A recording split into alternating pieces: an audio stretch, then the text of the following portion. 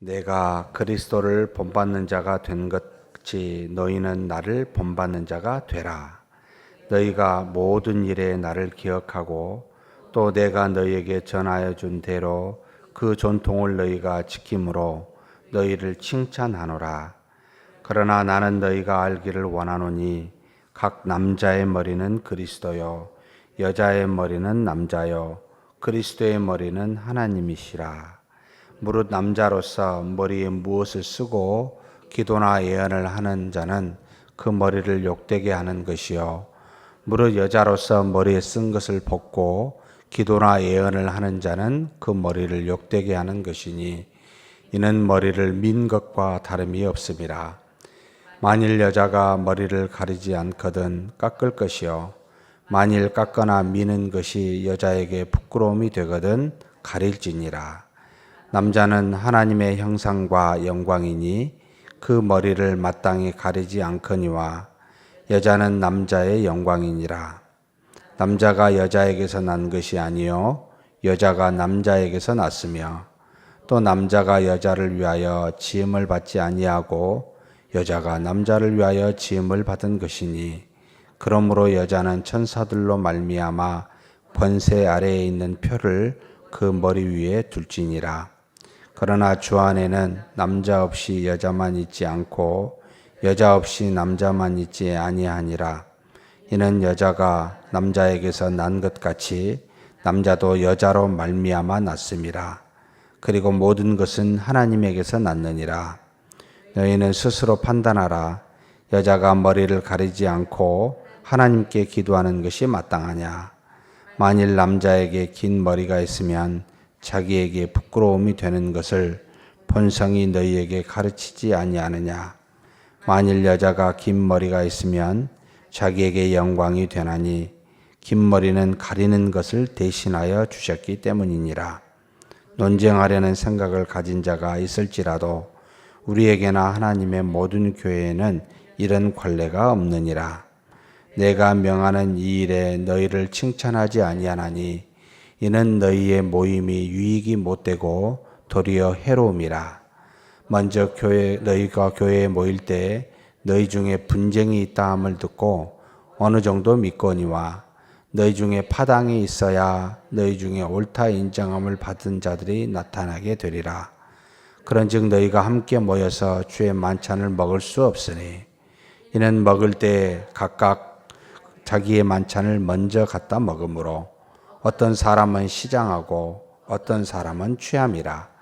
너희가 먹고 마실 집이 없느냐.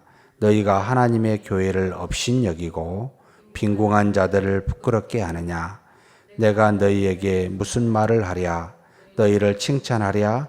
이것으로 칭찬하지 않노라.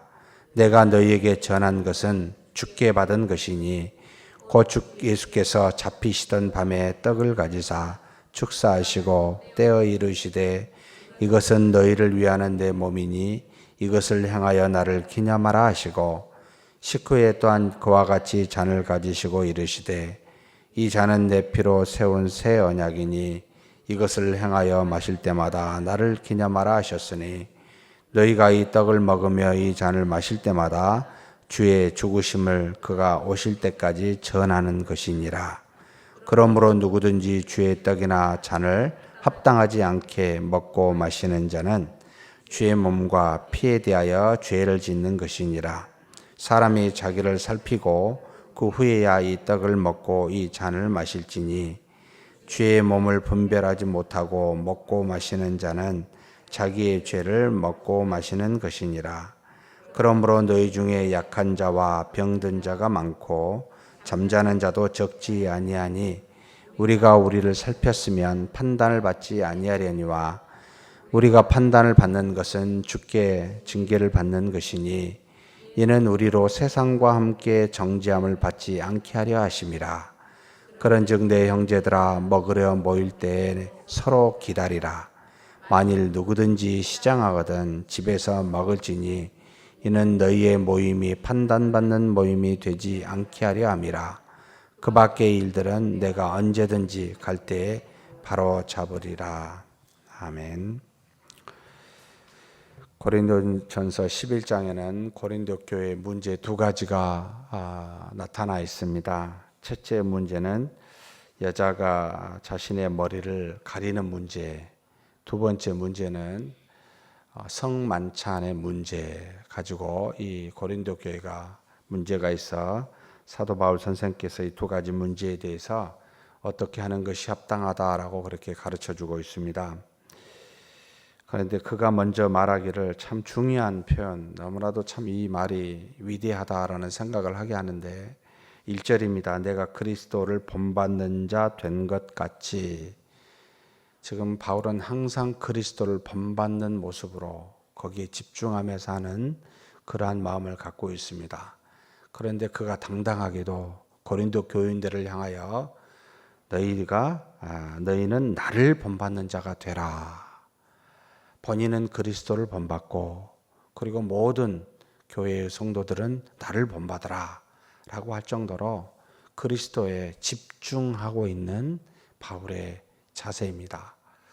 무엇을 하든지 그리스도와 같은 모습으로 그리스도면 어떻게 행하실까? 어떤 생각을 하실까?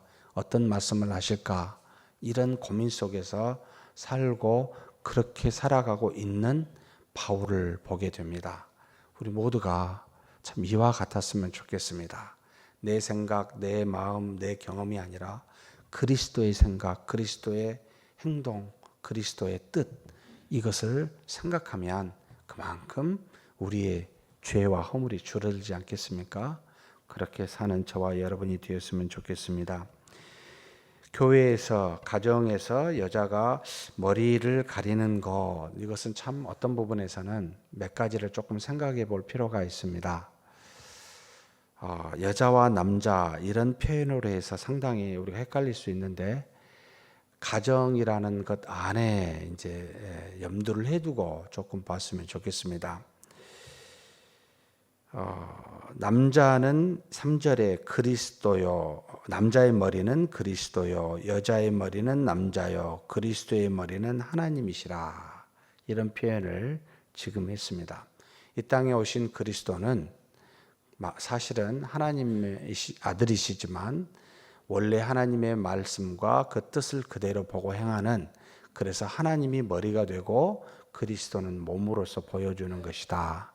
그래서 결국 통치함은 하나님으로부터 받는다라는 의미가 새겨져 있고, 그리고 이제 교회에는 몸된 교회, 머리 대신 그리스도라고 해서 교회에는 눈에 보여 드러나 있는 모든 내용들이요 실체지만, 그러나 눈에 보이지 않는 이미 십자가에 죽으시고 지금은 하나님의 보좌 우편에 계셔서 우리를 통치하고 있는 그리스도가 머리가 되십니다. 그래서 교회는 그리스도의 말씀, 그 성경으로 통치되는 곳입니다 라고 이야기를 했고, 한 단계 더 나가서 남자의 머리는 그리스도라, 이 남자는 가정 안에 있는 남자라는 의미로 해석을 하셔야 됩니다. 하나님께서 그 가정을 통치하실 때 먼저 남자를 통하여 그 가정을 통치하신다. 일종의 하나님이 역사하시는 방식은 질서 있게 하시는데, 남자 가정에, 그러니까 이제 가정에서 가장으로서 남자를 말합니다. 반드시 이 남자의 머리는 그리스도로, 곧 그리스도께서 눈에 보이는 가장, 가정에서 가장을 통하여 그 가정을 통치하십니다 라는 거. 그러면 다시 한 단계 더 내려가면 이제는 여자의 머리는 남자입니다 라고 표현을 그렇게 했는데, 이 여자는 실체요, 사실은 남자인 머리인 이 남자가 그 통치함을 받아서 받은 것으로 드러내는 그 실체가 여자입니다 라고 해서 통치의 방식에 대해서, 그 질서 있게 해가는 모습에 대해서 지금 가르쳐주고 있습니다. 그런데 이것을 먼저 하나님이 통치하시는 방식, 역사하시는 방식을 말해주는 거고, 또 하나는 모든 일에서 그렇습니까? 라고 할 때 또 퀘스천을 붙여봐야 됩니다. 여기 봤더니 무슨 표현을 썼냐면은, 물은 남자로서 머리에 무엇을 쓰고 무엇을 해요? 기도나 예언을 하는 자. 또 5절에 무릇 여자로서 머리에 쓴 것을 벗고 기도나 애언을 하는 자. 하나님과 더불어 하나님의 말씀을 듣고 하나님의 말씀을 따라 기도하는, 곧 하나님의 뜻을 이루어가는 방식이라는 것에 이렇게 어찌 보면은 조건부가 부어져 있습니다. 우리가 그리스도의 뜻, 말씀을 항상 성취하여 이루어가는 방식, 가정에서는 반드시 남자를 통하여 이루어져 갑니다. 그래서 여자의 머리는 남자가 됩니다. 가장으로서 그와 같은 모습으로 하나님이 통치하여 하나님의 일을 이루어 가시는구나. 하나님의 일을 이루어 가실 때는 반드시 그와 같이 하는구나라는 것을 꼭 기억하셔야 됩니다. 그래서 남자가 하나님 앞에 기도할 때는 하나님의 아들 그리스도 머리가 되십니다. 직접 그분으로부터 통참을 받기 때문에, 그분의 머리가 되시기 때문에 남자는 무엇을 머리에 가리지 않습니다. 그런데 여자가 하나님 앞에 기도나 예언을 할 때, 말씀을 듣고 그 말씀을 따라 할 때에는 머리를 가리십시오. 왜냐하면 바로 머리인 이 남자가 그 통치함의 주권을 갖고 있기 때문에, 주권을 받은 것으로부터 받는 자가 간접적으로 하나님의 통치를 받는 자이기 때문에 머리인 남자가 있으니까 가리라라는 말을 쓰고 있습니다. 그래서 뒤에 나와 있습니다만, 권세 아래에 있는 표를 그 머리 위에 둘지니라. 이것을 무엇을 쓰고 하라는 것이죠. 그와 같이 하나님께서 통치의 방식에 대해서 우리에게 가르쳐주고 있습니다. 그래서 여자는 바로 남자가 머리임을 인식하여 그 통치 아래에 있음을 알고 머리에 가림이 마땅하고, 남자는 머리에 가리지 아니하고 나오는 게 마땅하다. 그런데 머리에 뭔가를 가리지 않으려면 여자 보고 머리를 길어라 라고 이야기를 합니다. 머리를 기는 것이 머리를 가리는 것을 대신하기 때문에 머리를 기르면 상관이 없다라고 가르치고 있습니다. 이것은 머리를 길고 밀고 짧게 하고 이런 측면보다는 하나님의 역사에, 그 통치의 방식에 대해서 질서에 있는 것이 무엇인지를 인식해라. 항상 그렇게 알고 하나님께 나아가는 것이 맞다라고 이야기하고 있습니다. 요즘 시대에 이런 이야기 하면은 여자분들이 많이 반론을 제기할 것 같아서, 그래서 16절에 논쟁하려는 생각을 가진 자가 있을지라도 우리에게나 하나님의 모든 교회는 이런 관례가 없느니라. 그러면서 한 가지 또 더 이야기하죠. 그 전에 남자는 머리를 기는 것이 본성적으로 부끄럽게 하고 그게 맞지 않는다. 하나님이 태어나게 할 때부터 그와 같은 모습을 주었다. 그러면서 몇 가지 예를 들었습니다. 남자에게서 여자가 낳느냐, 여자에게서 남자가 낳느냐라고 물을 때, 처음에 하나님께서 아담을 만드시고 아담의 뼈에서 여자를 냈기 때문에 여자가 남자에게서 낳지 아니하냐, 그리고 남자가 여자를 위해서 있는 것이 아니라 여자가 남자를 위해서 있다라고 말하여 서로 둘이 한 몸이지만 질서 있게 하나님께서 먼저 만드셨고, 그리고 그렇게 통치의 방식으로 진행하고 있으니 그것을 순응하라라고 가르치고 있습니다. 그렇게 생각하니까 남자가 우쭐해지고 여자가 조금 뭔가 손해본 것 같을 수 있을 것 같아서 11절 12절 말씀을 더하여 바울이 이야기합니다. 그러나 주 안에는 남자 없이 여자만 있지 않고 여자 없이 남자만 있지 아니하니라. 우선순위는 이야기해놨는데, 우선순위 이야기하다 보니까 한쪽이 꼭 손해를 보고 피해를 보고 한쪽은 이익을 본 것 같으니까 이런 표현을 다시 하시는 겁니다. 남자만 있지도 않고 여자만 있지도 않고 함께 있다. 그러면서 여자가 남자에게서 난 것 같이 남자도 여자로 말미암아 났음이라.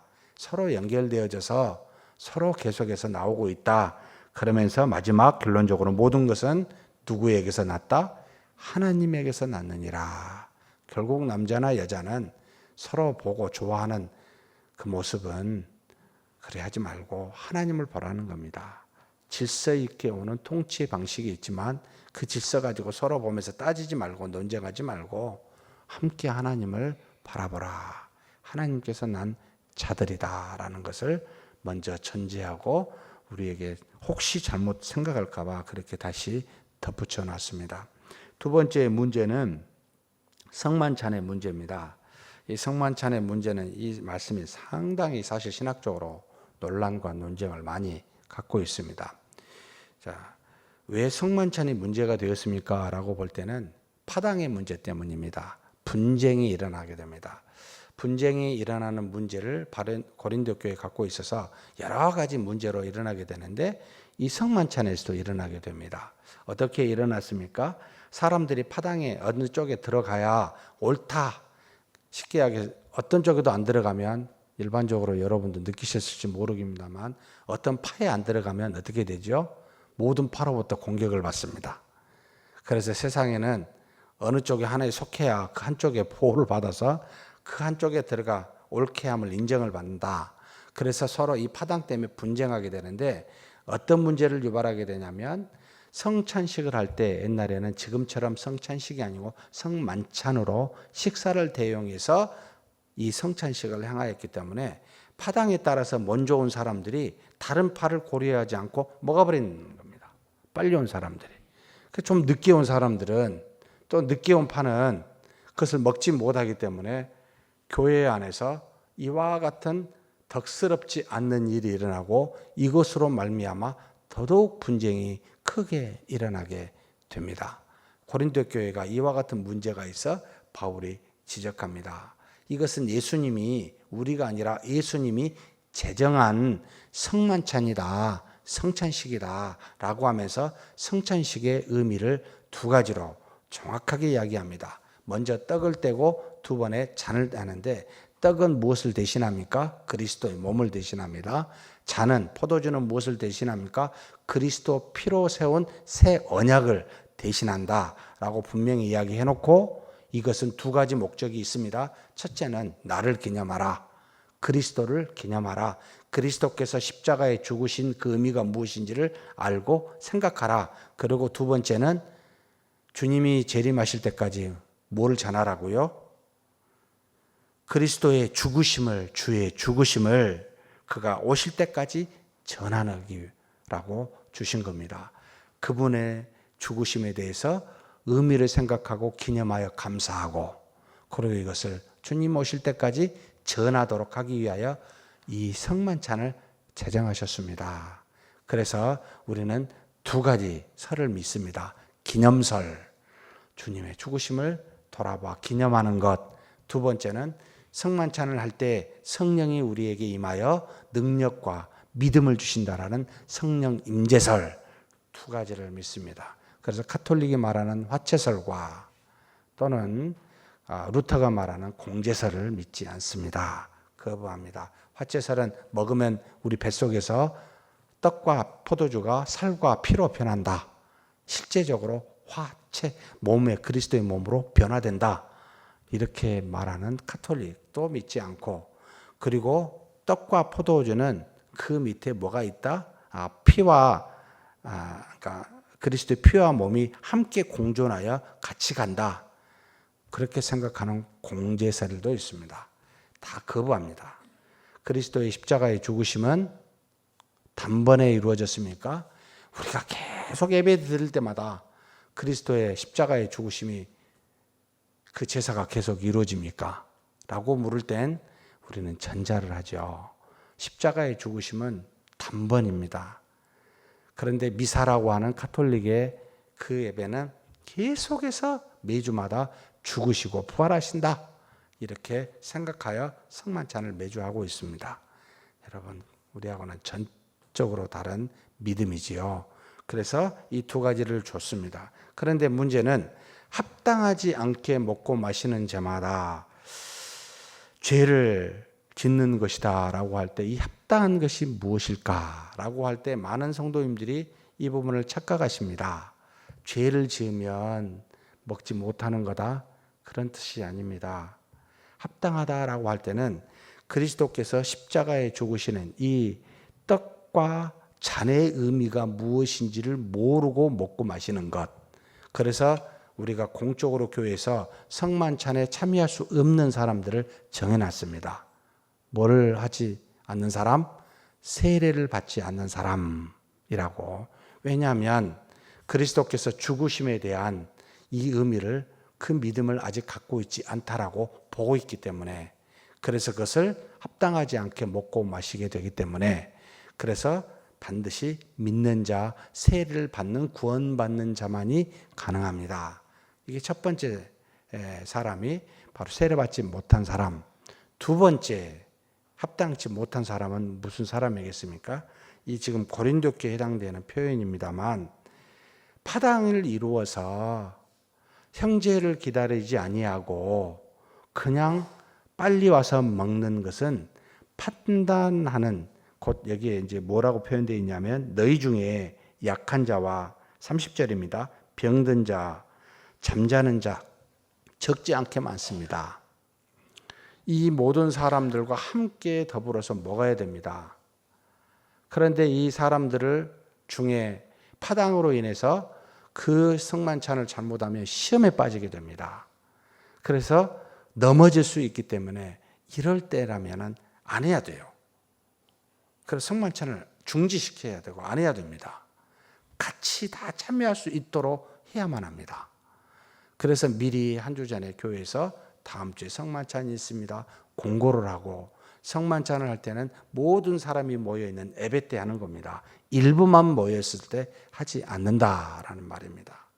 그래서 이와 같이 합당치 않은 일을 할 때는 여러분 안 해야 됩니다. 이 두 가지 외에는, 여러분 나는 많은 죄를 지어서 먹기에 참 부적합합니다. 저도 정말 떡을 떼고 잔을 마실 때마다 그 생각합니다.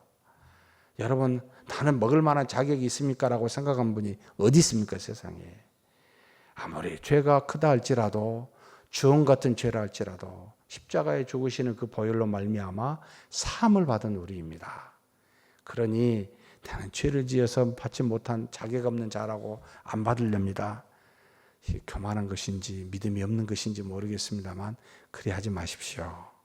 그래서 더더욱 그분의 살과 그분의 몸과 피를 먹고 마시는 겁니다. 더욱더 내가 주 안에서 믿음으로 서기 위해서요. 믿지 않거나 사람에게 해를 주고자 주는 일이 있었을 때 이게 합당치 않다라는 것을 꼭 아셔야 됩니다.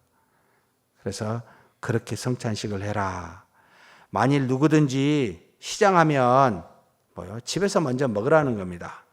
그런즉 형제들아, 먹으러 모일 때는 반드시 뭐 하라고요? 서로 기다리라. 먹고 마시는 것이 중요한 것이 아니고, 그리스도를 믿는 것이, 먹고 마시는 것은 기념하기 위함이 아닙니까? 이것에 합당한 목적일 때만 여러분 성찬식을 하셔야 됩니다. 그러지 않을 때는 안 해야 된다라고 가르치고 있습니다. 그렇게 성찬식에 참여하는 저와 여러분이 되기를 주의 이름으로 축복합니다. 하나님 아버지 감사합니다. 하나님께서 이 땅에서 역사하실 때 질서를 따라 역사하심을 보게 됩니다. 그리스도를 보내사 교회의 머리 되게 하셨고, 가정에서 남자를 주사 가정의 머리가 되게 하셨사오니, 하나님이 주신 질서에 따라 하나님 앞에 애안과 기도하러 나아가는 우리가 되게 하여 주옵소서. 남자와 여자가 서로 먼저됨이 중요한 것이 아니라 하나님의 말씀으로 통치되는 것이 중요하오니, 모두가 서로 하나님을 바라보되 하나님이 주신 말씀을 질서 있게 행하는 교회 되게 하시고, 질서 있게 행하는 가정 되게 하여 주시옵소서. 주님의 성만찬을 이룰 때마다 주님을 기념하고 주님의 죽으심을 땅끝까지, 주님이 오실 때까지 전하는 그와 같은 성찬식이 되게 하여 주시되, 믿지 않는 자나 합당치 않는 성찬이 이루어지지 않도록 주께서 늘 붙잡아 주시고 인도하여 주시옵소서. 그래서 그리스도의 성만찬이 이루어질 때마다 믿음이 충만케 하여 주시고, 우리가 서로를 기다려 온전한 성찬식이 이루어지는 합당한 성찬식이 이루어지는 놀라운 은혜가 우리 교회에 항상 있게 하여 주옵소서. 우리 주님 예수님의 이름으로 기도하옵나이다. 아멘.